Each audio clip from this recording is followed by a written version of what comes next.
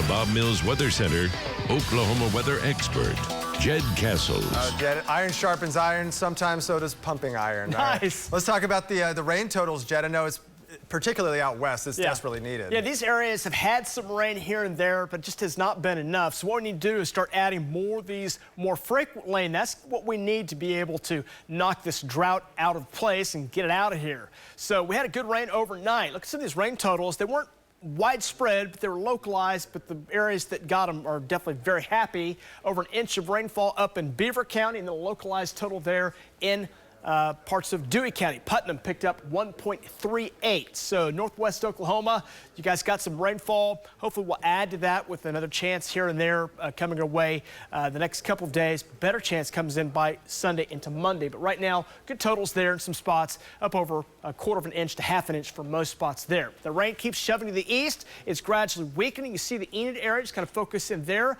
That rain that's over Enid, you just see that little badge right there starting to kind of shrivel up. So it's kind of moving over into air that's more stable. So as it moves east, it's not quite as intense, so it's going to keep shoving east. And so the general trend, this whole batch is going to shrivel up and weaken as it moves over into east parts of Oklahoma. So, well, how much rain will Oklahoma City get? Well, we'll wait and see how quickly this thing can shrivel up. Right now, there's some outflow from this storm. The storm kind of went up with an updraft, and that kicked up enough heavy rain and storms, and then it starts to weaken. Then it kind of gushes back out. When it gushes back out, it creates this outflow. We got that outflow right now just to the west and northwest of Oklahoma City. So it's now moving into West Edmond, Deer Creek, the Piedmont, El Reno area, Yukon, Surrey Hills. So you'll notice a little wind shift as it moves in for a while. There's a little rain on the back side of that here this morning. The back further to the west, that's where most of the more concentrated area of rain are located. From near Enid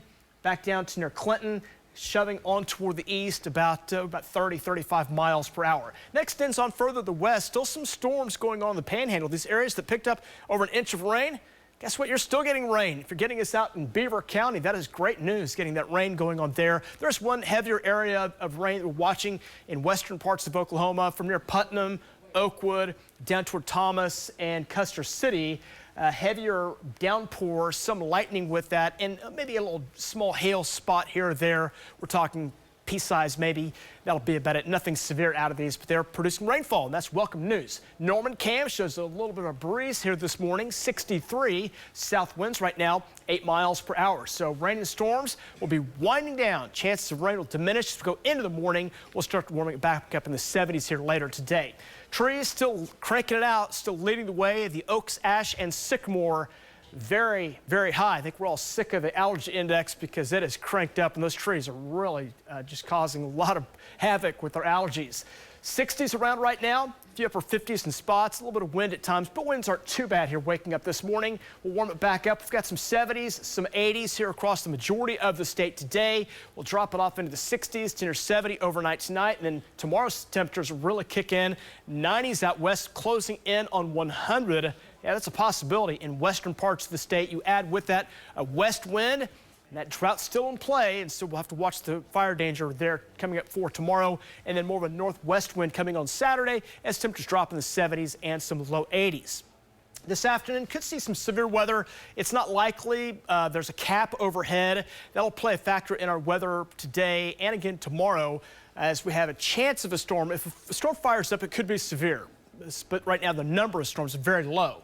As we check out the weather for your Friday, here's that fire danger threat. High to extreme conditions out west, strong, gusty winds, more low humidity, less than 20%. And again, that drought still in play. And then to the east of that dry line, watch for a chance of storms. Now, the air ahead of that dry line tomorrow is extremely unstable. It's going to be very unstable tomorrow. So the chance of some storms, there's an upper level jet kind of coming across, could get some big storms if they fire up. They're going to have a chance of some baseball size hail, gusts to 80, and tornadoes possible. Right now, the number of storms is very low, and I think this area up here in the northwest part of the state, the most likely areas. So we are monitoring the conditions on that tornado threat coming up into tomorrow. So we're keeping you up to date with that. There's your rain coming up today into tomorrow. Best chances continue this morning in northwest Oklahoma. Here comes the next big batch rolling in. That comes our way late Sunday into Monday. That's good rainfall that'll come on in late Sunday into Monday. A few more chances later next week as a stormy pattern sets up Highs 70s and 80s. Thank you, Jed. And be sure to stay weather aware overnight with that free News 9 app. It provides direct access to Jed, to Lacey, to David, the whole News 9 weather team. Meanwhile, we'll continue to update you on air throughout the morning.